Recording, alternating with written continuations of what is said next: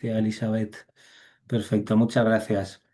Bueno, pues nada, bienvenidos todos y todas. Un placer teneros por aquí, la verdad, en el primer webinar que organiza el despacho, que organiza SafeWork. Que el título del webinar, como ya imagino conocéis, bueno, pues es qué es acoso laboral y qué no es acoso laboral, ¿no? Vamos a ver un poco la jurisprudencia en torno a este fenómeno y bueno, lo vamos a hacer de mano de Francisco Trujillo, que es un colaborador de SafeWork y una de las personas que a mi modo de ver, pues más conoce este fenómeno. Para los que no conozcáis el despacho, que imagino que algunos lo conocéis, otros no, bueno, pues hago una presentación muy breve. SafeWork es un despacho especializado en atender a víctimas de acoso laboral y bueno, proporcionamos fundamentalmente tres tipos de ayudas a las víctimas. En primer lugar, la asistencia legal, en segundo lugar, la asistencia psicológica y en tercer lugar, la elaboración de un informe pericial cuando esto resulta necesario, ¿no? Para fundamentar una demanda y para cuantificar un poco la indemnización que corresponde. El objetivo del despacho es muy sencillo, muy básico, que es tratar de luchar todo lo posible contra este fenómeno y, bueno, fundamentalmente dar a las víctimas los recursos necesarios tanto a nivel emocional como a nivel jurídico para salir de esta situación. El webinar que vamos a abordar hoy aborda las líneas definitorias entre el acoso laboral y otros tipos de fenómenos y nos parecía importante hacer este webinar porque en la práctica cotidiana, bueno, pues sabemos que puede existir en determinadas ocasiones confusión entre lo que es el acoso laboral y otro tipo de fenómenos, ¿no? Como el conflicto laboral, como una situación de burnout o otras situaciones que iremos viendo a través del webinar. Entonces, bueno, nuestra idea es poder proporcionar una visión lo más clara, lo más accesible posible y lo más sencilla posible también, tanto a profesionales como a víctimas que estén en esta situación para, bueno, pues que la puedan utilizar tanto en su práctica profesional como si por desgracia están viviendo una situación de este tipo, pues en su práctica o en el ejercicio de sus derechos personales, ¿no?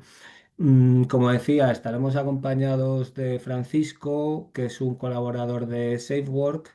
Y bueno, para los que no los conozcáis, imagino que muchos ya le conocéis también, es doctor en Derecho del Trabajo y en la Seguridad Social y profesor de la Universidad Jaume I. Además, es autor de diferentes libros sobre acoso laboral y bueno, ya digo que esto es mi perspectiva, pero a mi modo de ver, una de las personas que en España pues más conoce este fenómeno. Yo soy Miguel Pérez Urzay, para los que no me conozcáis, soy director del despacho y psicólogo forense y sanitario. Nada, estaré en este webinar ocupando un lugar más secundario, por decirlo de alguna manera, acompañando a Francisco. Es cierto que en algunas partes del webinar abordaremos cuestiones que tienen que ver con el informe pericial psicológico y ahí bueno, pues haré alguna pequeña intervención. Pero bueno, mi labor será fundamentalmente recoger un poco también preguntas que vayáis formulando y bueno, poder ir un poco acompañando a Francisco en este webinar y hacer que, bueno, pues que sea lo más provechoso posible para todos. Así que nada, sin más dilación, le voy a dar la palabra a Francisco para comenzar el webinar y bueno, nada, muchas gracias a todos y comenzamos con ello. Gracias, Miguel. Nada, un placer estar hoy presente en este webinar para SafeWork, una- un despacho que la verdad plausible, sus objetivos, su leitmotiv y que como tal me he visto involucrado en cuestiones de acoso. Es un fenómeno que he estudiado muchos años y la verdad que un placer colaborar con el despacho pues para conseguir que esta lacra social, laboral, pues deje de existir o que si que exista, pues que las entidades y los organismos y las empresas y los expertos, los que sepan de esta materia, pues luchen para mitigar, minimizar el impacto es altísimo, ¿no? Y en ese sentido, nada más, reforzando lo señalado ya por Miguel anteriormente, voy a centrarme en mi papel desde un punto de vista, sí que es cierto, más jurídico, de acuerdo, pero lo intentaré hacer de una forma más amena y sin perder evidentemente la rigurosidad, con tal de que los asistentes hoy y también los que vean la sesión grabada pues tengan un poquito de conocimiento de dónde surge, ¿no? Este fenómeno, como decía Miguel, ¿no? Porque estamos ante un fenómeno. Ciertamente España tiene un déficit importante a nivel del ordenamiento jurídico laboral, es decir, no existe una normativa propia que dé una definición de acoso laboral. Esto puede traer problemas y los traen, ¿eh? Es decir, la alta litigiosidad respecto a este fenómeno quizá tenga en parte la falta de definición propia en el ordenamiento jurídico laboral. Luego, ¿qué hemos de ir los juristas, los letrados? Pues hemos de ir a normativa comunitaria o nacional. A nivel comunitario, una Carta Social Europea del 96 reconoce que este acoso, este hostigamiento, atenta a la dignidad en el trabajo. Ya lo reconoce en el 96.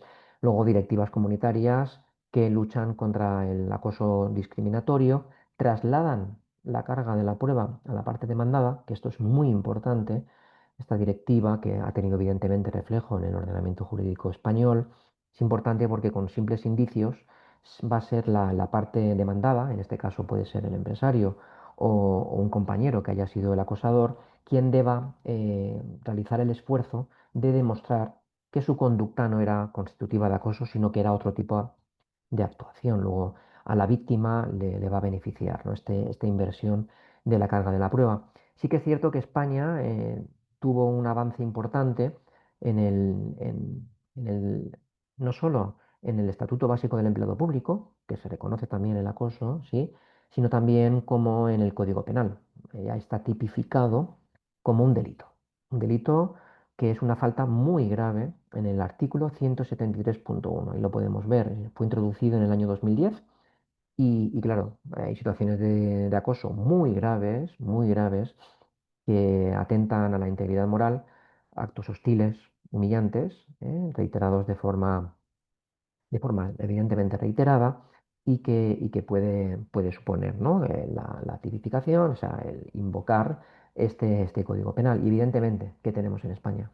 Si una de las normas más cercanas posibles, pues es la Ley de Prevención de Riesgos Laborales, el artículo 14, en el que se obliga al empleador como deudor de seguridad de adoptar todas las medidas posibles que sean con tal de minimizar el impacto del riesgo psicosocial. Y entre estas medidas existe otra herramienta, que es el protocolo. Luego, la evaluación de riesgos psicosociales que obliga la ley de prevención junto con el protocolo son dos herramientas, dos instrumentos con tal de identificar, minimizar y hacer un seguimiento, ¿no?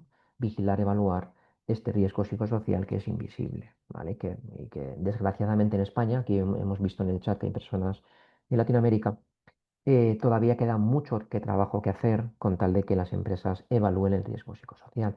Aquí en la pantalla no lo tenéis. Ah, bueno, la LISOS, la Ley de Infracciones y Sanciones del Orden Social, evidentemente.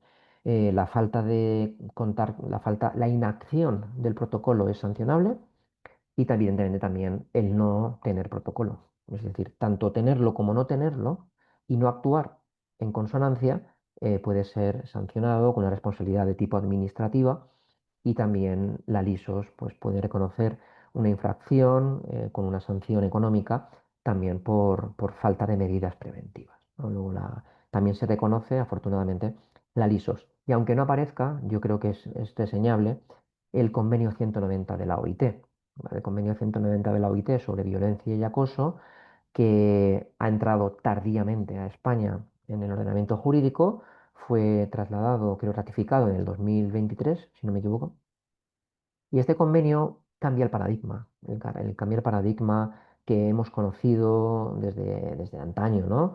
Desde una visión psicológica o sociológica, ¿no? En el que se decía, Lehmann, que el acoso era un conjunto de actos reiterados, sistemáticos y dirigidos a aislar o perjudicar emocionalmente. Sistemático, sí, reiterado. ¿Qué ocurre? Que el convenio 190 eh, señala que puede valer el acoso, puede ser acoso, una única vez. Es decir, si con una única vez demostrada y esta situación de acoso, esta conducta, provoca daños físicos, psicológicos, sexuales o económicos, el convenio 190 determina que es acoso. Luego, esto provoca que en España los protocolos se amolden a este convenio, que ya digo es totalmente vinculable en España. O sea, luego, un trabajador que, aunque alegue que no ha sufrido, aunque la empresa diga no, es que el acoso no ha sido sistemático, bueno, yo considero que un simple acto encaja con el convenio 190 y tú como empresario debes aplicar el convenio 190. Luego puedo presentar demanda, puedo acudir a la inspección de trabajo con un sostén normativo que me ampara, ¿no? Luego, esto es importante también destacar el convenio 190 de la OIT. Bien, ¿qué es acoso y qué no es acoso? Ese es el quid de la cuestión. Yo tengo un libro que he sacado recientemente en la editorial Colex que vino empujado, auspiciado precisamente por la alta litigiosidad que existe en España. Desgraciadamente, el sentido que es favorable o desfavorable, seguro que hablo por todos los asistentes hoy, desfavorable. ¿Por qué? Porque los jueces determinan que las demandas que existen, la gran mayoría, ¿no? Esto es así, ¿vale? Sí que es cierto que queda un halo de esperanza en las demandas, porque evidentemente cabe el éxito, pero ¿qué ocurre? Que se determinan que son simples conflictos inherentes u otros abusos. Abusos que son evidentemente denunciables, ¿no?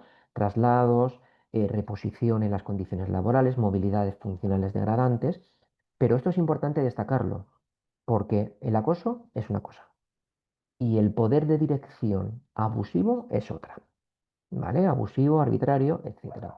Luego, hemos de ir a la jurisprudencia, esto es triste decirlo, pero es el juez, el magistrado, la doctrina judicial, la que va interpretando el acoso.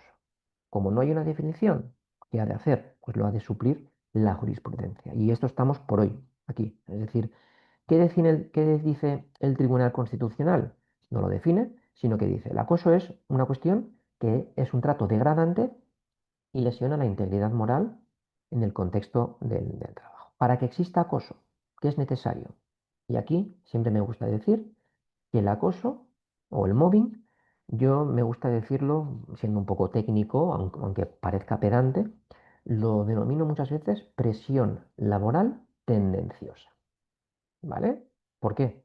Porque hay una presión, hay un hostigamiento, hay una tendenciosidad en hacer daño. ¿Vale? Hay una conducta laboral, porque el acoso laboral, para que el trabajador pueda tener una o sea, pueda alegar una vulneración del artículo 15 de la Constitución, debe estar relacionado con el acoso, con el ámbito laboral, evidentemente.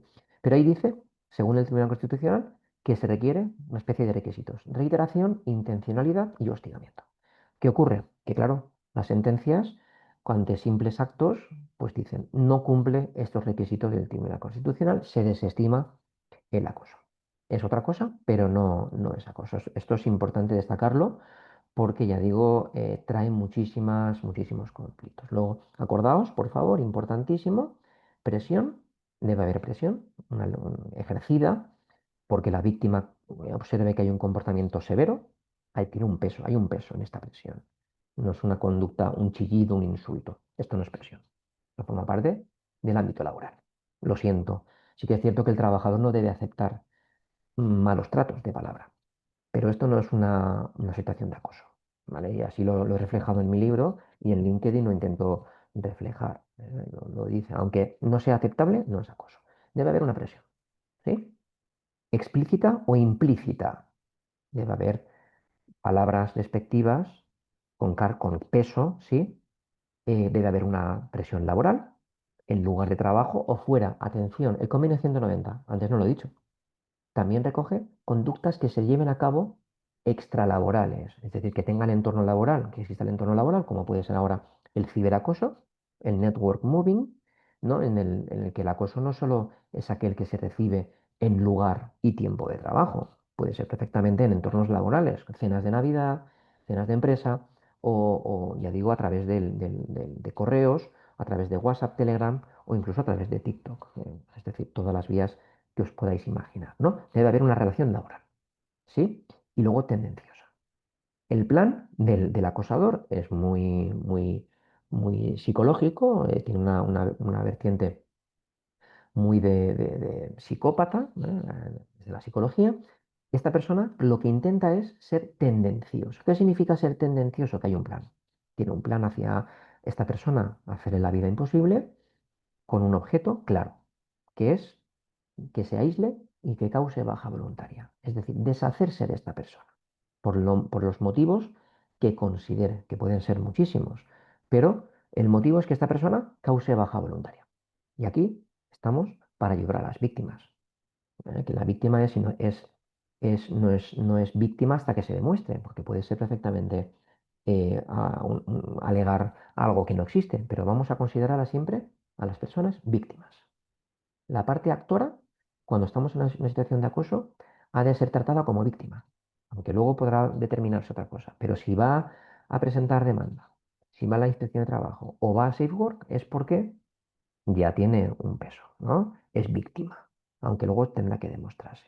Pues hasta hacia esta víctima lo que debemos es, ya digo, decirle que efectivamente cabe la posibilidad de no irte de manera voluntaria, que no cumpla el objetivo plan tendencioso el hostigador, que ya puede ser el jefe, el compañero, etcétera, sino que esta persona pueda acudir al Estatuto de los Trabajadores, al artículo 50, y solicitar la extinción voluntaria indemnizada, es decir, irse de manera voluntaria, pero por un incumplimiento grave y culpable de la empresa, ¿no? Es decir, en este caso, yo me voy de la empresa, pero con una indemnización aparejada al despido improcedente, que son de 33 días, que no es mucho, pero si el objetivo del hostigador es que yo me vaya de la empresa, bien, yo me voy a ir, pero con una interposición de una demanda que puede provocar el despido del acosador y yo me voy, pero con una indemnización. Luego, la causar baja voluntaria no lo recomiendo a la víctima porque es como que da la razón al acosador,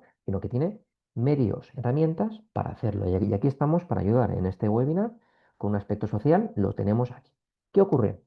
Que este requisito tan, bueno, un poco, por así decirlo, rígido, que los jueces lo tratan para determinar que estamos ante un conflicto o ante un acoso, ¿qué ocurre? Que ha habido un cambio también importante. En el año 2019, la sentencia del Tribunal Constitucional del 56/2019, ahí lo vemos, digamos que flexibiliza este requisito. Ahora, con esa sentencia, que esto también es un alivio, señala que no es necesaria la intención deliberada ni que el daño se haya producido, sino que exista un daño potencial para que se considere vulnerado el artículo 15, es decir, la integridad. Esto es importante, esto es muy importante, porque basta con que el trabajador o trabajadora alegue que la conducta es objetivamente idónea para provocar ese daño, aunque no haya ni persistencia ni intención de humillar. Esto, atención, ¿eh? Creo que es importante destacarlo, ¿de acuerdo? Una sentencia que aclara esto. Repito, no es necesario, según el Tribunal Constitucional y el TSJ de Galicia, que haya intención de daño, ni un daño efectivo, porque la persona hostigada no tiene por qué causar ser baja o estar en incapacidad temporal. No, no es requisito, que también es un indicio, evidentemente. Tendrá más fuerza acudir al médico de atención primaria que te haga un informe, acudir a un perito, evidentemente. Pero no existe esta necesidad, ¿de acuerdo? Ni la persistencia temporal, que esto ya va ligado al convenio 190, que con un simple acto puede ser perfectamente dañar el artículo 15. Luego, atención, esto sí, esto es muy, muy importante. Y aquí tenemos un test. Tenemos el test. Debe haber una conexión con el resultado, una intención de dañar. Debe haber un padecimiento real o potencial, ¿vale? Porque yo puedo sufrir acoso, pero no estar en incapacidad. El acoso se tiene que detener, porque si no puedo sufrir una incapacidad permanente total incluso, o una gran invalidez. Los estrés, los trastornos, ansiedad, adaptativos, aquí Miguel es más experto que yo, nos lo puede decir. Si no se detienen con tiempo, pueden provocar agorafobia, pueden provocar incluso suicidio. Es decir, no tiene que haber un daño real, potencial, ¿de acuerdo? Y esto creo que es importante. Luego, este test aplica para definir acoso de lo que no es acoso. ¿Qué no es acoso? Y esto en mi libro, desgraciadamente, pues tengo una retahíla de casos en los que no se considera acoso. Pero bueno, de forma general, ¿qué podemos decir que no es acoso? Pues un conflicto laboral habitual, una, un retraso de una nómina de un mes, eliminar del WhatsApp a un compañero, no sé, un insulto o incluso no es acoso sexual, esto es una sentencia que hubo muy impactante, en donde decía guapa al oído un trabajador o una trabajadora. Esto no es acoso sexual. Es un conflicto, es un maltrato esporádico, aunque atención, yo considero que no es acoso, pero me está vulnerando la integridad moral, aunque sea muy poco el tiempo. Esto ya es subjetivo del juez, desde luego. Pero lo que vengo a recopilar en los estudios y aquí también para casos en los que los asistentes pueden verse reflejados, maltratos esporádicos no son acoso y manifestaciones autoritarias del empresario o de jefes. Manifestaciones autoritarias que no tengan intención de hostigar, que no haya esta presión que decía tendenciosa, ¿vale? Luego, un estrés, una carga mental concreta, bueno, esto es motivo laboral, es decir, ¿qué trabajo no provoca una fatiga? Cualquier trabajo. Hay una competitividad, hay una precariedad, hay una carga de trabajo que es inherente actualmente. Ojalá no existieran cargas de trabajo excesivas, pero esto, ya digo, no es motivo de acoso, sino es el poder de dirección de la empresa. La empresa, dentro de su ius variandi, puede movilizar funcionalmente a un trabajador, puede desplazarlo, puede trasladarlo de manera objetiva, pero no hay detrás una situación de acoso hasta que se demuestre. Sí que es cierto que hay determinadas conductas empresariales que pueden traer consigo un acoso, pero ya digo, el poder de dirección de la empresa es una cosa legítima que no va en contra del artículo 15, ¿no? Luego, atención, Tribunal Supremo, TSJ, sistematicidad, reiteración, intencionalidad o al menos, atención, conocimiento del daño potencial, finalidad vejatoria, ¿no? Es decir, debe haber un resultado degradante, aislamiento. Y aquí tenemos ejemplos de interpretación de acoso y daño psíquico, sentencia del Tribunal Supremo, varias, debe haber un impacto real y, claro, el poder de dirección es eh, infinito, no, es decir, el empresario tendrá el poder de dirigir y controlar porque efectivamente está poniendo sus medios, su dinero, está asumiendo riesgo de ventura, puede hacer y deshacer, pero claro, su poder de dirección tiene límites que no se puede extralimitar. Por ejemplo, no puede vulnerar la intimidad, la protección de datos, la dignidad, la imagen del trabajador, pues bueno, derechos de carácter fundamental. Y aquí cuando hablamos de acoso, hablamos de un derecho, el artículo 15, que entra en juego. Luego hay una cuestión preferente y sumaria a nivel judicial, ¿no? Conclusiones, para ir un poquito ya avanzando, son conductas lesivas y o susceptibles, debe producirse un menoscabo, ¿no? Luego, todas estas cuestiones de trabajadores que presentan demandas o van a la inspección de trabajo, pues claro, el juez observa que no hay un menoscabo, no hay un daño, no hay una reiteración, ¿vale?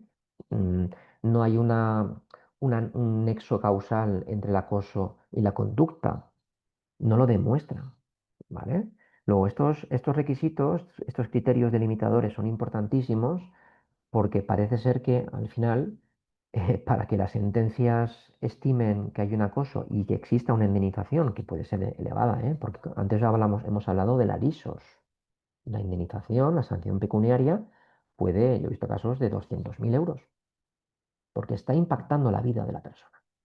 Y aquí, las empresas, si estamos hay algún técnico de recursos humanos, algún empresario, yo lanzo el aviso de que el acoso laboral debe estar preferentemente en la escala de la evaluación de riesgos laborales. Es decir, por encima de cualquier otro riesgo. Sí, es cierto, se están evaluando riesgos físicos, atropellos, caídas, pero yo creo que actualmente, donde hay trabajos más cognitivos que físicos, el aspecto psicosocial, que no solo estamos hablando de mobbing, luego Miguel puede hablar del burnout, ¿no? O del estrés laboral. Son cuestiones que estamos asistiendo a un nivel de carga mental y de trato degradante abusivo. Solo es el ejemplo de las sentencias que existen. Y atención, de que existan. Porque cuando un trabajador acude al juzgado de lo social es porque tiene pie, tiene sostén. Pero los casos que no se denuncian, hay muchísimos. Y aquí hay víctimas, en Safework hemos tratado con víctimas que no dan el paso por miedo a represalias. Pues bueno, hay que decirles que no, que existen vías de escape. Existen protocolos, herramientas empresariales que pueden adoptar medidas accesorias, ¿vale? Y creo que hay salida y esto es importante como un poquito el fin, ¿no? De que el hostigador no gane, sino que gane la víctima, evidentemente, ¿no? ¿Qué no es acoso? Ya lo he dicho anteriormente, conflicto. En el trabajo no se va a hacer amigos. A ver, ojalá el trabajo fuera todo cuestión de un libro de cuento de hadas, ¿no? Pero desgraciadamente en el trabajo, y hablo de empresa privada y pública, aquí la empresa pública no nos, que es atención con la empresa pública, donde las estructuras jerárquicas son más rígidas, donde las órdenes y las instrucciones en ocasiones pues son muy abusivos, ¿no? Pues bueno, hemos de decir que aquí lo que no es conflicto, ¿vale? Lo que no es acoso es un conflicto inherente a la relación laboral.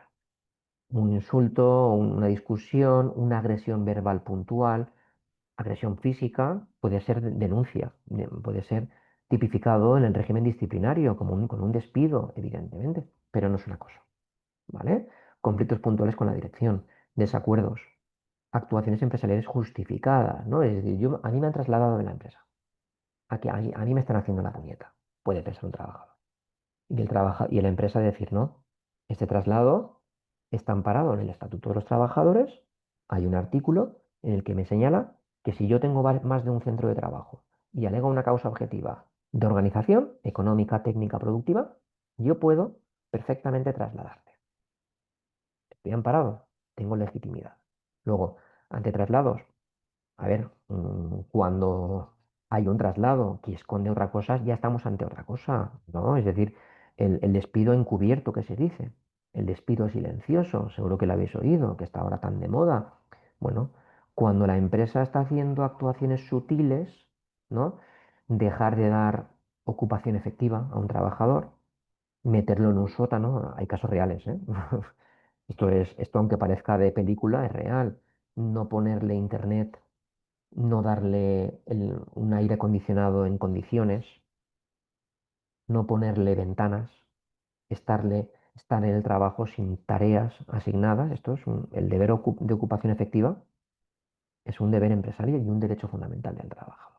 Pero claro, estas conductas empresariales, que ya digo, que en principio parece que son legítimas, pero que se van concatenando con otras, pues al final lo que pretenden es que el trabajador, pues al final caiga enfermo, con un estrés, una depresión. Luego, atención con estas actuaciones empresariales justificadas, porque sí, es cierto, está el ius variandi, el poder de dirección y control, las modificaciones sustanciales de las condiciones de trabajo, que hay un artículo 41 donde se puede cambiar de horario a un trabajador, pero tras un preaviso, ¿no? Tras la posibilidad de decirle, te puedes ir con 20 días de salario de indemnización. Es decir, sí que es cierto que esto es posible, pero atención, ¿eh? Atención. Aquí sí, si la empresa actúa con unas condiciones laborales denigrantes, pues claro, aquí ya estamos ante acoso, ¿no?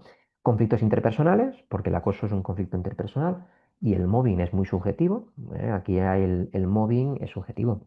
Claro, hay trabajadores que aquí consideran que está sufriendo una situación de mobbing cuando quizá para las mismas circunstancias otra persona considera que no es mobbing, porque efectivamente está teniendo otra cosa.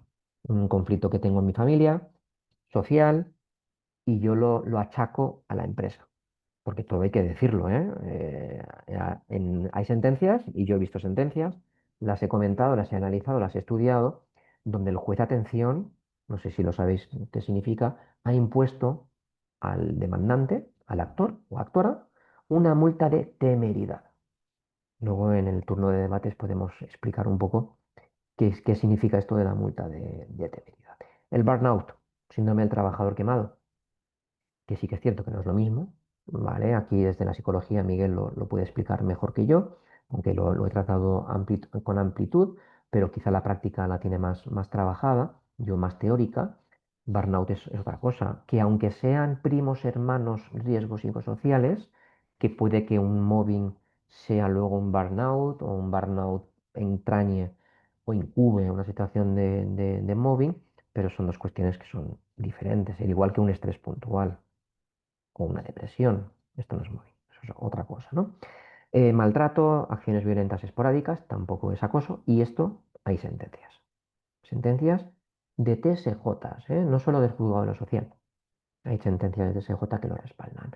Luego, claro, los jueces en estos casos acuden a estas sentencias y ante casos evidentes donde no hay previas demandas a la inspección, perdón, denuncias a la inspección, no se activa protocolo, no hay testigos, no se acude al médico de atención primaria, no lo pruebo, pues claro, lo siento, a ti un día te chillaron, pero tú no activaste el protocolo, tú no acudiste a recursos humanos, tú no denunciaste a la inspección, ¿no? Luego, para que el trabajador, y hoy que estamos presentes, para dar un poco de pistas, ¿no? ¿Qué ha de hacer? Recopilar pruebas, anotarse en una libretita todo lo que está sufriendo, capturas de WhatsApp, porque son medios de prueba legítimos, aunque ahora luego hablaremos de los medios de prueba legítimos.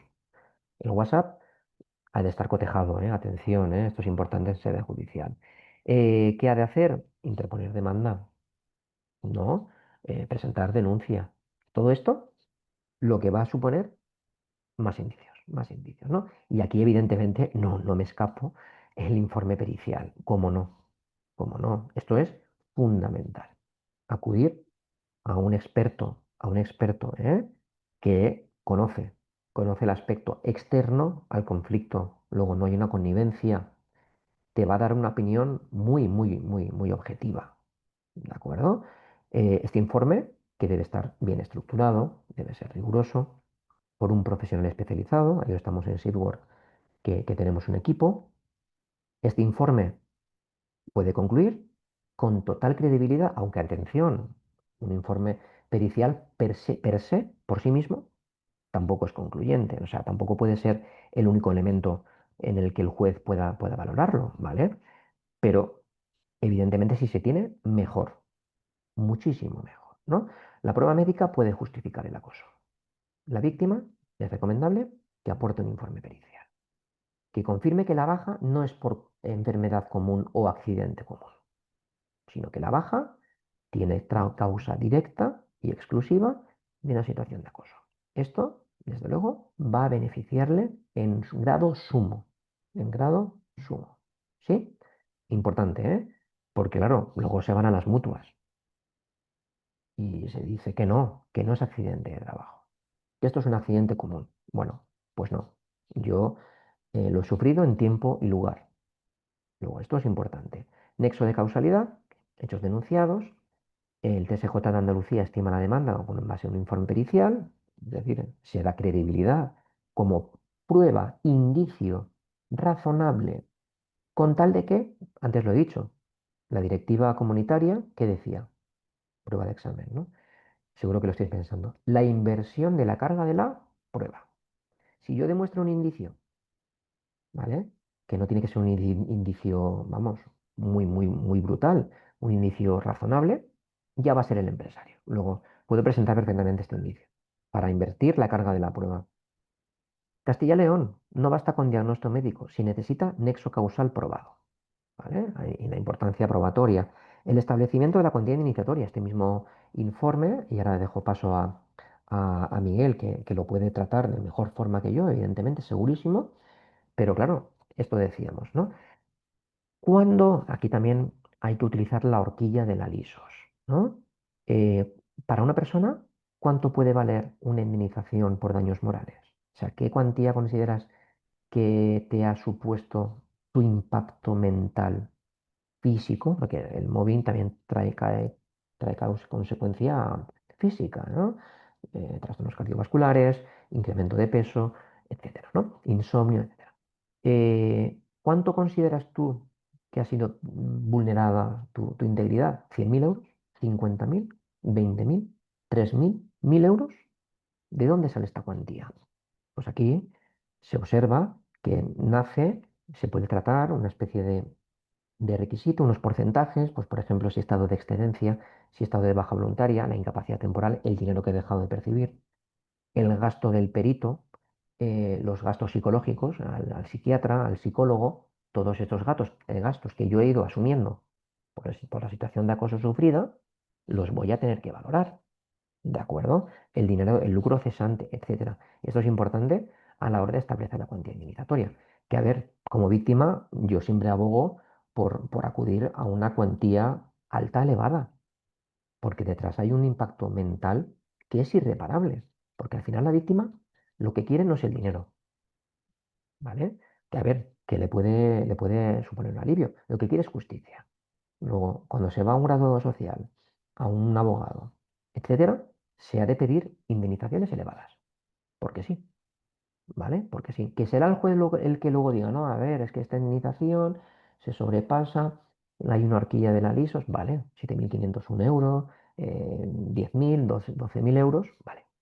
Pero yo abogo, evidentemente, por pedir que no falte. Pero evidentemente que no sea un pedimento que sea desorbitado. Aquí Miguel nos lo podrá decir, pero esto es importante, ¿no? Que el establecimiento de la cuantía indemnizatoria sea objetiva, ¿vale? Y que tenga una base sólida de decir el juez, vale, es que me lo das todo masticado. Esta cuantía que tú me das, me la das en una tabla, te la concedo, ¿vale? No sé si Miguel quieres participar en ese sentido. Pero esto es un poco la idea del informe y del perito. Sí, Francisco, recojo una frase que has dicho que me parece muy importante, que es la víctima no quiere dinero, quiere justicia, ¿no? Naturalmente el dinero pues siempre puede venir bien, ¿no? Puede suponer un alivio, como decías, pero lo que nos encontramos a diario trabajando con las víctimas de acoso laboral es una sensación de impotencia y de frustración tremenda, ¿no? Para demostrar la situación que están viviendo. Entonces, efectivamente, dejar claro que las víctimas, al menos los que nosotros atendemos, siempre quieren justicia, no quieren el dinero, ¿no? Esto es algo secundario, totalmente. Para obtener esta justicia es necesario, como decía Francisco, bueno, pues prepararse, tener claro cuál es el material probatorio que tengo que aportar en un procedimiento, y dentro de este material probatorio pues tiene importancia, bastante importancia, el informe pericial psicológico, ¿no? Ahora bien, no todo informe pericial psicológico va a fundamentar adecuadamente una demanda, ni desde luego un informe sanitario, aunque puede ser importante, va a poder establecer un nexo de causalidad entre los hechos que se están investigando y el daño psicológico que ha sufrido la persona, ¿no? A mí me parece importante primero hacer esta distinción entre un informe sanitario, un informe clínico y un informe pericial. Insisto, los informes sanitarios, los informes de seguridad social, de médico de cabecera, del profesional que atiende a la persona en consulta, etcétera, son importantes.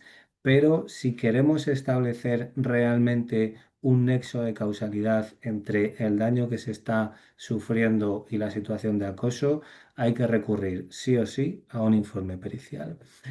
¿Qué hacemos cuando nosotros elaboramos un informe pericial, o qué requisitos tiene que tener un informe pericial para que ayude realmente a demostrar esta situación? Bueno, en primer lugar, el informe pericial, como todos sabéis, tiene que ser imparcial, y esto no son palabras vacías, es decir, el perito tiene que hacer un informe riguroso y objetivo. Nosotros, en ese sentido, lo que hacemos es trabajar con un estudio de viabilidad, ¿no? Es decir, primero valoramos la situación, y cuando efectivamente vemos que podemos concluir favorablemente, emitimos el informe, ¿no? Pero no emitimos ningún tipo de informe que consideremos que no puede concluir favorablemente para fundamentar una demanda, ¿no? Entonces, cuando nosotros emitimos el informe, fundamentalmente hacemos tres cosas. Primero, el informe pericial psicológico tiene que descartar de toda posibilidad que haya una posible simulación de enfermedad o sobresimulación de enfermedad. Una simulación de enfermedad es una invención consciente de una patología mental, en este caso.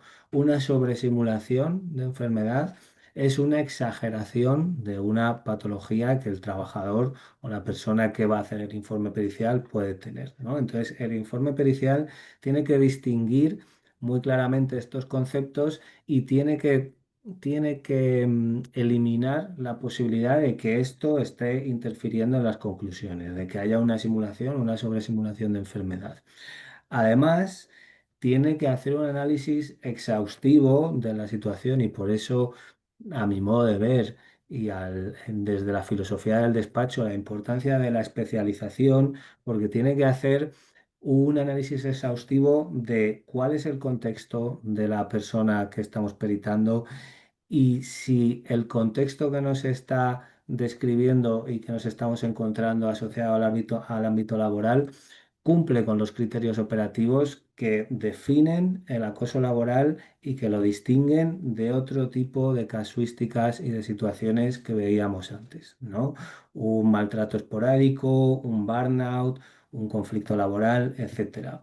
En este punto también quiero hacer un poco de hincapié, luego al finalizar el webinar quizá quede un poco de tiempo para debatir esto, porque también me gustaría dejar claro que aunque muchas situaciones o algunas situaciones al menos puedan no considerarse acoso laboral, como puede ser un maltrato esporádico, un insulto, una agresión física o un conflicto, eso no quiere decir que esas situaciones lleven aparejadas también un daño psicológico que sea posible objetivar y que sea posible denunciar. Es decir, no podemos pensar en términos dicotómicos entre acoso laboral y el resto no es nada, ¿no? Tenemos el acoso laboral y luego tenemos un margen de situaciones que también causan un daño psicológico y que necesitan objetivarse y que pueden denunciarse y dar lugar también a indemnizaciones o ejercicio de derechos fundamentales, ¿no? Entonces, bueno, me parece importante este punto, pero fundamentalmente, centrándonos en el caso del acoso laboral, lo que hace el buen informe pericial es definir y estudiar si efectivamente se cumplen los criterios para poder hablar de un caso de supuesto acoso laboral. Nosotros, naturalmente, no nos pronunciamos sobre este extremo, esto le corresponde al juez, pero bueno, sí que en función del relato de la persona y de las circunstancias que vemos en el caso, bueno, pues concluimos si se cumplen los criterios operativos dentro de la psicología forense que cumplen el acoso laboral, ¿no? La definición de acoso laboral. Y por último, lo que hacemos es establecer el nexo causal. Como decíamos antes, esto es fundamental en el ámbito pericial porque es fundamental en un procedimiento judicial. Es decir, nosotros y la víctima tenemos que probar que no hay otros factores causales que expliquen la sintomatología, que expliquen la ansiedad, que expliquen el insomnio, que expliquen el estado depresivo, que expliquen la sintomatología postraumática. Todos estos síntomas pueden deberse, la mayoría de ellos, a múltiples circunstancias. El informe pericial tiene que descartar este extremo para poder determinar con seguridad que el daño psicológico que sufre la víctima es consecuencia de los supuestos hechos que se están denunciando. Entonces, si juntamos todo esto, al final nos queda un puzzle en el que a través del informe pericial bueno, lo dejamos todo muy mascadito, por decirlo de alguna manera, ¿no? O el camino muy hilado. Es Mm. decir, nosotros, como comentaba antes, no podemos establecer que esos hechos hayan ocurrido, no somos jueces, no podemos determinar que ha existido un acoso laboral, pero sí podemos concluir que no hay simulación de enfermedad, que el relato de la persona, además de parecer honesto porque no hay simulación de enfermedad, ni intentos de sobresimular, ni de exagerar psicopatología en la evaluación, parece sincero y cumple con los criterios operativos del acoso laboral y que no hay otros factores causales que expliquen la sintomatología, al final bueno, estamos dejándolo bastante cerrado, ¿no? Porque, bueno, pues es evidente que cerramos diferentes líneas y ponemos muy mascado o ponemos muy en evidencia, por decirlo de alguna manera, que hay una psicopatología que no se explica por ninguna circunstancia vital ni personal de la persona y que, bueno, hay unos hechos denunciados que parece que tienen una relación causal con estos, ¿no? Entonces, bueno, estos son los requisitos que tiene que tener un buen informe pericial y, bueno, como decía Francisco, creo que es importante incorporarlo siempre en una presentación de una demanda. O en cualquier procedimiento que se inicie, junto con otro material probatorio que, bueno, pues ahora nos continuará explicando Francisco. Perfecto, Miguel, muchas gracias. Y efectivamente, en todo el recorrido de alta litigiosidad que yo he podido estudiar con motivo de mi investigación como profesor e investigador en este asunto, pues se observa disparidad de criterios. A ver, no va a existir nunca, y por eso el Tribunal Supremo no realiza un recurso de unificación de doctrina respecto del acoso, porque claro, unificar el acoso, algo con tanta casuística y con tanta variedad y variopinta, porque claro, el acosador tiene una imaginación tremenda, y sí que es cierto que se pueden encontrar situaciones parejas, ¿sí? En un futuro, o sea, en un entorno laboral, ¿no? Pero ya digo, hay casos donde sí y casos donde no. Luego, esto es algo que debemos dignificar en la sesión de hoy, en el que, por ejemplo, aquí vemos casos comparados con sentencia estimatoria, donde se confirma la nulidad de una trabajadora y una indemnización de 30.000 euros.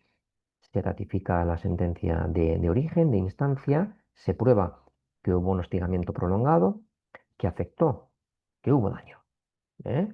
Hubo un daño, en este caso real, a su salud psicológica. Se queda acreditado que desde 2022 sufría humillaciones, insultos y desprecios. Hay testifical, hay prueba, ¿no? Hay grabaciones, hay interposición de denuncias previas a la inspección. Aparte de lo que decíamos, ¿no? De los indicios, ¿no? Y claro, esto demuestra que efectivamente la prueba pericial, junto con los otros indicios, invierte en la carga de la prueba y la empresa o el acusador, porque también tenemos de decir, que antes no lo he señalado, puede operar una responsabilidad de tipo solidaria. Es decir, en estos casos de acoso, hay estimación de indemnización por daños morales, que ya sabéis que cuando hay una vulneración de derechos fundamentales, irremediablemente debe haber una indemnización pareja, porque va unido. Luego, cuando hay una vulneración de derechos fundamentales más una indemnización económica, esta indemnización económica puede pedirse tanto a uno como a otro, solidariamente. La responsabilidad ya sea a la empresa porque miró hacia otro lado, porque hubo una connivencia o actuó directamente como parte acosadora, porque hay expertos, doctrina, que señala que el acoso, y yo considero que es así, aunque aquí en el chat seguro que alguien ha vivido algo más diferente o puede pensar diferente, pero el acoso en raras ocasiones, no sé, Miguel, luego en el debate podemos hablar, pero en raras ocasiones se lleva solo por una persona. ¿Vale? Es decir, hay un equipo ahí, hay una especie de complot. Luego, en estos casos, ¿quién está en la comisión del protocolo? Porque atención, porque ¿quién designa los miembros de la comisión? Si es el CEO el hostigador, yo voy a realizar un informe diciendo que el acosador efectivamente es mi jefe. Bueno, me encuentro ahí con una connivencia, ¿no? Sobre todo por una represalia. Luego se puede ir perfectamente a la empresa como al acosador. La responsabilidad solidaria en estos casos creo que también es digna de señalar, aunque sea, ya digo, aunque podría dar para otro webinar. Vamos a tener tres, pero es una cosa que quería reflejar, ¿no? Sentencia desestimatoria, pues lo que decíamos anteriormente. Todos estos casos en los que no hay mobbing, ni acoso laboral, ni acoso sexual, ni acoso LGTBI, ni acoso discriminatorio, ni acoso moral, porque es una conducta, un conflicto interpersonal, una situación conflictiva. Ya digo, cuando hay conflictos, cuando hay demandas, el trabajador puede solicitar, ahí lo veis, la resolución indemnizada de su contrato, que es lo que decía, ¿no? Cuando hay un incumplimiento grave y culpable de la empresa, que puede ser perfectamente el acoso, puedo solicitar la indemnización y la baja voluntaria. La persona solicitaba esto, alegaba ser víctima en su demanda por un clima laboral, lo que ocurre que la sentencia dice que no, que esto no es acoso, es otra cosa. Que a ver, que las sentencias señalan, oiga, usted tiene una empresa donde hay un clima laboral adverso, donde yo le impongo, le requiero a que evalúe riesgos psicosociales. Luego, tampoco quedan vacíos estas sentencias, ¿no? También en ocasiones pues, se señala esta cuestión o se refrenda un informe del inspector de trabajo, donde se señala que sí que es cierto que había un conflicto, pero no es acoso. Luego, esto es importante destacarlo, ¿no? No aporta indicios, pruebas, no activa el protocolo, aunque atención, y ya para ir acabando, tampoco esto es necesario. Esto también es importante destacar, porque para vulnerar el artículo 15 no tiene por qué la persona trabajadora activar el protocolo. Pensemos una persona trabajadora que sufre el acoso, que ha sido formada, le han dicho, oye, esta es la persona designada de la comisión, debes clicar este botón del programa que tenemos para activar el protocolo X, porque ya sabéis que los protocolos en España, yo considero que el protocolo de acoso debe ser multifactorial y debe haber tanto protocolo como acoso, tipo de acoso, LGTBI, el protocolo por razón de sexo, que va unido al plan de igualdad. El protocolo de acoso de mobbing puede ir con el de desconexión digital, es decir, eso es importante también destacarlo. Luego, importante, no puede descartarse la vulneración del artículo 15 porque no haya protocolo o porque no se haya activado o porque incluso no haya diagnóstico médico. ¿Vale?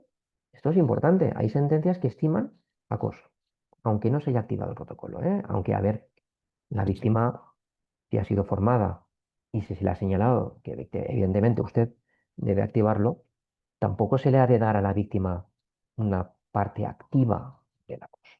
En prevención de riesgos, el trabajador es un sujeto pasivo. Esto es importante destacarlo. Es la empresa la que tiene que poner los medios. Incluso la empresa, aunque no haya la víctima activado el protocolo, tiene el poder de la responsabilidad que se denomina invigilando. Luego, por motu propio, puede activar el protocolo la misma comisión, porque tiene indicios, porque tiene testigos, porque muchas veces la persona víctima no denuncia o no activa el protocolo por miedo a represalias, porque es una persona joven o una persona mayor que tiene miedo a volver a encontrar trabajo. ¿Vale? Esto creo que hay mucha deriva en ese sentido. Luego, se desestima porque son hechos tensos, pero que no llegan a una situación de acoso. Recomendaciones prácticas. Y aquí ya para ir finalizando, para acabar en tiempo, la conducta debe haber una sistematicidad. Leyman dice 6 meses, aunque, bueno, estos 6 meses se pueden perfectamente flexibilizar, ¿no? Intencionalidad lesiva o potencial, daño potencial, amenaza. A mí una amenaza no me está causando un daño. Pero bueno, una amenaza me puede provocar un insomnio. Una amenaza me puede provocar un daño a futuro y sufrir una incapacidad temporal. Reunir material probatorio, grabaciones, porque caben grabadoras, caben testigos, caben eh, pruebas, correos electrónicos, ¿sí? Puede perfectamente el trabajador reunir, recabar toda la posibilidad y presentar demandas, ¿eh? O ir a recursos humanos. Activar el protocolo, aunque ya digo, por lo general es activar el protocolo, pero ya digo, tampoco es algo, un requisito sine qua non, ¿eh? Que esto se ha leído en sentencias recientes. Documentar la respuesta a la empresa, que la empresa respete la confidencialidad, ¿vale? Que no mande el correo, la persona víctima que mande el correo a recursos humanos o a la persona designada. y que este correo esté en copia o que lo remita a quien ha sido el hostigador. Que esto yo lo he vivido en la empresa, me lo han comentado. A ver, esto es flagrante, denunciable. Se debe de respetar la confidencialidad. Por eso que decía anteriormente el miedo a represalias, el miedo a denunciar. Porque si yo estoy ante una empresa que no va a respetarme la confidencialidad, voy a activar el protocolo. Pues esto es difícil, ¿no? Informe pericial y yo añadiría ahí acudir a la inspección. Cuantas más pruebas antes de que el informe final del protocolo esté firmado, cuantas más pruebas mejor. El juez lo va a estimar. Y recuerda, como siempre digo, eso de que el acoso es invisible y que hay un mito de la dificultad probatoria y que no se puede probar, lo contrario. Se puede probar. Se puede probar. Quien denuncia puede ganar. Es el mensaje y el acoso no sale gratis. ¿eh? Aunque la persona lo que quiere es justicia, no sale gratis y hay salida en esta situación, que es un fenómeno brutal que se ha de poner freno cuanto antes. Y nada más, por mi parte, muchas gracias y cedo la palabra a mi compañero y si queremos abrirle el turno de palabra, el turno de réplica y preguntas, pues creo que es el momento. Perfecto, muchas gracias, Francisco. Nada, bueno, antes de abrir espacio para las preguntas, simplemente, bueno, recordar que si alguien tiene alguna duda, habéis puesto por el chat, bueno, si podéis encontrar referencias de sentencias o, bueno, si necesitáis cualquier cuestión por nuestra parte o, bueno, por desgracia, estáis en una situación de acoso laboral o de posible acoso laboral y necesitáis que os ayudemos un poco a valorarlo, bueno, pues simplemente que sepáis que ahí están los datos de contacto. Podéis poneros en contacto con nosotros bien a través de correo electrónico o bien a través del teléfono directamente, escribiéndonos por WhatsApp o llamándonos. Normalmente, bueno, pues ofrecemos un pequeño espacio de consultoría para tratar de orientar en todo lo posible a las personas que nos llegan. Y bueno, pues eso, simplemente decir que estamos a vuestra disposición para lo que necesitéis. Ahora creo que es pertinente abrir el turno de preguntas porque creo que hay muchas que se han quedado en el tintero. No hemos podido darle respuestas mientras íbamos avanzando con el webinar para no torpedearlo, por decirlo de alguna manera. Pero bueno, creo que es el momento. Entonces, si os parece, ir preguntando cuestiones que se hayan quedado como dudas o que queráis un poco que resolvamos. Y bueno, tenemos más o menos 20 minutos aproximadamente para tratar de darle respuesta a todo lo que planteéis. Dice Sonia que si podéis disponer de la grabación. Sí, por nuestra parte no hay ningún problema. Lo único es solicitárnoslo bien a través del correo, del teléfono o de LinkedIn, ¿vale? Solicitármelo a mí y yo me encargo de haceroslo llegar. Tania, lo mismo, ¿vale? Sí, os podemos remitir el PDF sin problema. ¿Atendéis casos a distancia? Dice Mari Carmen. Sí, te encuentras en Murcia. Bueno, nosotros trabajamos en toda España. Tenemos el despacho en Madrid, pero trabajamos en toda España. Así que sí, sin ningún problema, podemos, si lo necesitas, pues tratar de echarte una mano. Em, vale, ¿había alguna pregunta antes, más a nivel técnico, a nivel jurídico? Creo que alguien estaba preguntando por el artículo 15, Sí, de qué ley sí, era, ¿no? Y es de la la... Constitución española. Cuando hablamos de vulneración de derechos fundamentales, hemos de acudir al artículo 15 de la Constitución española, integridad moral. Ujú. Dice Teresa si podemos poner un ejemplo de acoso potencial. Claro, aquí es subjetivo, ¿no? El acoso potencial es, pues ya digo, antes lo he dicho, creo que he dicho una amenaza, ¿no? Una amenaza, incluso lo que decía el acoso potencial y el convenio 190, en el que un simple caso puede ser constitutivo de acoso, esto se ve más en acosos sexuales, ¿no? Un tocamiento, una intencionalidad, una porque en acoso laboral, un simple acto, yo no lo he visto. El convenio 190 no se ha aplicado, pero se debería aplicar en ciertas ocasiones. pero al igual que, que lo del potencial y el simple caso de acto constitutivo de acoso, pues creo que es de constitutivo, ya digo, el acoso sexual sí que tendría un poco de cabida ahí. Pregunta Paul por el tema penal. ¿Te refieres, Paul, a cuándo se puede presentar la demanda, cuándo conviene presentar la demanda por lo penal y cuándo por lo social? A qué te refieres exactamente con esa pregunta? Dice Ana, mientras tanto, que su duda es sobre el estudio de viabilidad. ¿Cuáles son los factores que os hacen ver que un informe es viable o no es viable? Buena pregunta. Bueno, al final son muchos factores los que tenemos que estudiar. Nosotros lo que recopilamos son, primero, toda la documentación médica y toda la documentación probatoria que pueda haber o que se vaya a aportar al procedimiento judicial. Segundo, mantenemos una serie de entrevistas con la persona que estamos peritando y también en prácticamente todos los casos, salvo que no sea posible, que no es, esto no sucede prácticamente nunca, mantenemos entrevistas con personas del entorno, con las personas, bueno, pues más cercanas, ¿no? Que nos puedan también dar algo de información. Y por otro lado, lo que aplicamos son una serie de pruebas psicométricas que a nosotros nos permiten un poco contrastar toda esa información, ¿no? Entonces, con esa integración de datos, de esas fuentes de información diferentes, nosotros podemos valorar si efectivamente un informe es viable y si va a poder ayudar a la persona en un determinado procedimiento judicial o extrajudicial, ¿no? Entonces, bueno, no podemos decir exactamente cuáles son los datos que nos hacen confirmar la viabilidad, porque son muchos, ¿no? Los que tenemos que tener en cuenta, pero bueno, sí que quizá con la idea de transmitir que integramos diferentes fuentes de información, pues es suficiente, ¿no? Pues a través de eso podemos valorar la viabilidad del informe.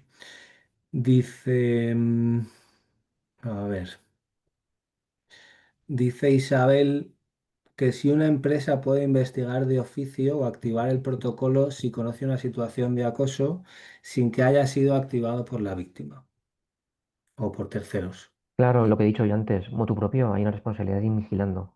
Es decir, no se puede descartar la vulneración del artículo 15 por el simple hecho de que la persona víctima no haya activado el protocolo. Yo creo que de oficio, y de hecho es responsabilidad de los designados por el protocolo, que no den la vista atrás y que miren hacia otro lado, sino que deben activar el protocolo, porque ya digo, hay sentencias en las que se estima que la empresa actuó mal, se le impone una responsabilidad, no queda exonerada, porque pese a tener protocolo, no lo activó en el debido momento. Ujú. Pregunta Silvia, con lo referente a la cuantía indemnizatoria relacionada con el daño, pregunta que quién lo establece, que entiende que es su señoría y en base a las conclusiones elaboradas por el informe. Si lo ha entendido bien. Sí, has entendido bien, Silvia. Al final quien tiene que establecer la cuantía indemnizatoria siempre es el juez o el tribunal. Y bueno, efectivamente, una de las cosas que tiene en cuenta es el informe pericial que se aporte, ¿no? Al final, si nosotros podemos probar que existe un daño psicológico que ha afectado a determinadas esferas de la vida personal, familiar, laboral, por supuesto, ¿no? De la persona, y podemos desgranar detalladamente cuál ha sido la afectación real que esta situación ha tenido para la persona, bueno, pues el juez tiene un criterio, ¿no? Un elemento importante para establecer la cuantía indemnizatoria que corresponda. Dice Jorge Felipe que qué pasa cuando uno no tiene formación en forense y hace un diagnóstico clínico para el juicio. Eso se puede. Bueno, es lo que planteaba antes. ¿Se puede aportar un informe clínico al juicio? Por supuesto que sí. ¿Es importante contar con informes clínicos? Por supuesto que sí. Ahora bien, a mi modo de ver, esos informes clínicos tienen que ir incorporados en un informe pericial, porque, insisto, un informe clínico o un informe que emita un profesional sanitario que no tenga formación forense no va a poder establecer un nexo de causalidad entre el daño que se está peritando y los hechos investigados, ni va a poder descartar simulación, ni sobre simulación de síntomas, ni valorar si se cumplen los criterios operativos dentro de la psicología forense para conceptualizar el acoso laboral, ¿no? Entonces, bueno, por desgracia o bueno, entendiblemente nos encontramos muchas situaciones en las que no se aporta el informe pericial porque se entiende que al final con un informe clínico es suficiente. Y bueno, luego, como se suele decir, lo barato sale caro en el sentido de que, bueno, por no ir bien preparado a un juicio, por no aportar un medio de prueba importante como puede ser un informe pericial o como es un informe pericial, pues al final la condena, o sea, la sentencia puede ser desestimatoria, ¿no? Entonces, bueno, yo en este sentido sí que, bueno, por formación profesional, pero barro para casa y creo que es fundamental aportar un informe elaborado por un profesional eh, formado en psicología forense y que conozca específicamente situaciones de acoso laboral, ¿no? Em, Dice Sergio que si los pantallazos de WhatsApp necesitan estar cotejados por fedatario público para ser un medio de prueba válido. Que ha Correcto, leído doctrina conflictiva al respecto y no lo tiene claro. correcto. Pues mira, Miguel, en este caso, déjame a mí darle respuesta porque Ujú. hay una, hay una sentencia reciente que efectivamente ha de estar cotejada y se desestimó la prueba del WhatsApp y no hubo la sentencia estimatoria precisamente por la falta de cotejo. La sentencia es del, a ver, lo tengo por aquí, muy reciente. Voy a poner el hipervínculo en el chat, no cotejado. Es del Tribunal Superior de Justicia de Madrid, 477/2025. Voy a ponerla por el chat. Y esa sentencia yo creo que es muy ejemplificativa de cómo el WhatsApp es un medio de prueba válida, igual que el correo electrónico, pero siempre que sea cotejado. ¿Por qué? Porque todos los medios de prueba digitales pueden ser alterados, pueden ser cambiados, modificados, y siempre debe haber atrás una situación de cotejo. Luego, importante, ¿eh? Cuando hay una situación de acoso y WhatsApp, si no se coteja, pues no va a ser medio de prueba válido. Dice Isabel, pregunta que si para considerarse acoso laboral se debe dar la conducta de forma sistemática y reiterada con al menos 6 meses. Dice que así al menos lo hacen en su empresa. Vale. Tiene que ser una conducta, como hemos visto, Isabel, reiterada, persistente, salvo, bueno, el convenio 190 de la OIT no establece que puede ser un único acto, pero la realidad es que a nivel jurisprudencial se necesita que haya cierta reiteración en esta conducta, ¿no? Ahora bien, la conducta no tiene por qué mantenerse durante 6 meses. 6 meses es un criterio que dio Lehmann, ¿no? Uno de los primeros Ujú. investigadores sobre acoso laboral, pero él mismo también al final estableció que no tienen por qué cumplirse los 6 meses, ¿no? Lo importante es que haya una cierta reiteración de la conducta y este margen temporal es flexible y bueno, no es un criterio temporal rígido. ¿Vale? No es que si sobrepase los 6 meses podemos No, hablar de acoso y si no, se va por debajo no podamos hablar de no. acoso, ¿no? No debe haber una sistematicidad que puede ser perfectamente 3 meses y puede ser perfectamente estimado. Dice Noelia que cómo se mantendría la confidencialidad en el caso de la activación del protocolo por la empresa. Pues la confidencialidad, siempre y cuando no llegue estos mensajes, esta información, este, este, esta investigación, pues que no llegue a alcanzar a las personas involucradas. Pues ahí se respetaría la confidencialidad, porque si no se respeta la confidencialidad, pues puede incrementarse el acoso, puede haber señalamientos. Y yo creo que los correos electrónicos a una dirección única, que no ponen en copia a más gente, yo creo que de esta forma la confidencialidad se respeta. Y atención, hay un informe, bueno, la Agencia Española de la Protección de Datos por la confidencialidad, la falta de confidencialidad de un acoso, pues supuso una sanción económica a la empresa altísima, muy alta y que, vamos, no es una mera formalidad el hecho de que el acoso deba ser real, sino que también debe haber una confidencialidad. Y aquí está la Ley Orgánica de Protección de Datos, el Reglamento General el reglamento también de la protección de datos. Y hay un expediente con un pago voluntario de 120.000 euros. Esto es de la Agencia Española de Protección de Datos, por si lo queréis acudir, porque la empresa no llevó bien a cabo el protocolo y expuso la identidad de los denunciantes y denunciados en un correo electrónico. 200.000 euros, si no recuerdo mal, ¿no, Francisco? Bueno, 120.000, yo vi pago voluntario, Ah, vale, 120.000, ¿eh? vale, vale. 120.000 euros, sí, sí. Vale. Incluso 200.000, pero luego por pago voluntario, efectivamente, una Mm, retención, sí. vale. Dice, pregunta Kraft que si se puede dirigir a inspección de trabajo a denunciar el acoso en la administración pública o solo en la empresa privada. Yo creo que sí. Yo, a ver, yo trabajo más en la empresa privada, pero la empresa pública, ahí tenemos el EDEP. Hay que ir a la ley reguladora de la jurisdicción social. Pero yo considero que sí. Yo considero que el inspector de trabajo puede ser perfectamente una persona que pueda acudir a la administración pública, ¿vale? Pero yo no lo sé todo.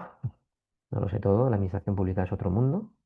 Vale, pero vamos, yo considero que sí que con tal de probar indicios se puede acudir a la inspección. Vale, vamos a responder. Hay muchísimas preguntas. Me da pena porque no vamos a poder responder a todas, es imposible. Insisto, tenéis ahí los datos de contacto. Vamos, si te parece, Francisco, Sí, vamos a ir cogemos acabando cuatro o ya. cinco preguntas más, Sí, ¿vale? rápido que yo, sí. Damos Mm. respuesta y ya finalizamos.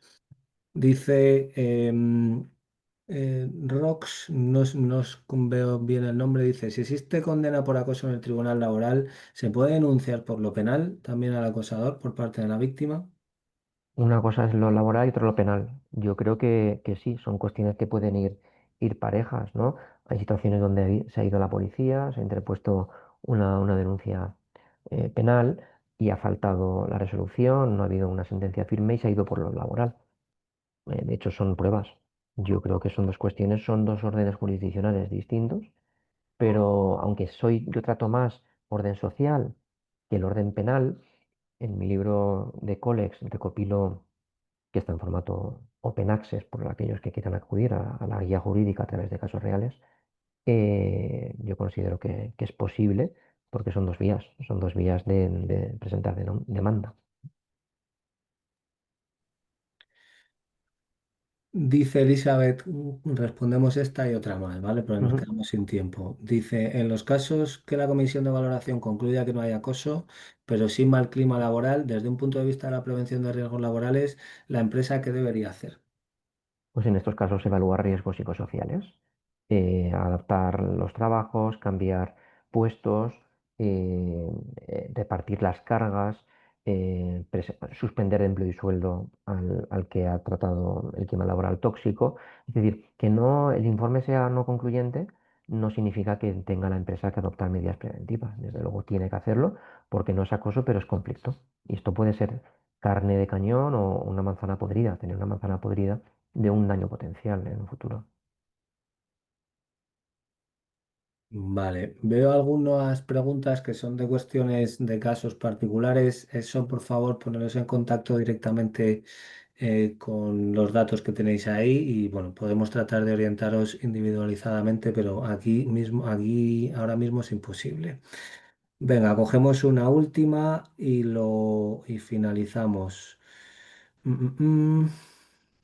Bueno, hablan de un perito informático, la importancia de un perito informático para cotejar correos, WhatsApp, etcétera, ¿no? Bueno, es recomendable, efectivamente, siempre que hay que cotejar y certificar estas cuestiones, por poder contar también con un perito informático, ¿no? Que nosotros cuando así se requiere, pues también incorporamos.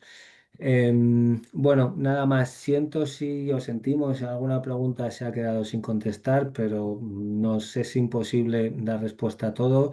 Insisto, estamos a vuestra disposición en el correo electrónico, en el teléfono, poneros en contacto con nosotros para lo que necesitéis.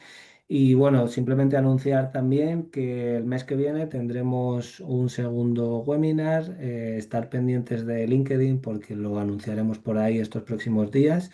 Bueno, para seguir profundizando un poco en esta temática y en este fenómeno y tratar de ayudar todo lo posible tanto a víctimas como a profesionales. Entonces, nada, estar pendientes y apuntaros si os ha parecido interesante. Y nada más, por mi parte, un placer teneros aquí, poder compartir este espacio con todos vosotros, con Francisco, darte las gracias infinitamente. Creo que, bueno, pues has compartido una información muy valiosa y de una manera muy clara y muy sencilla. Así que nada, por mi parte, darte las gracias.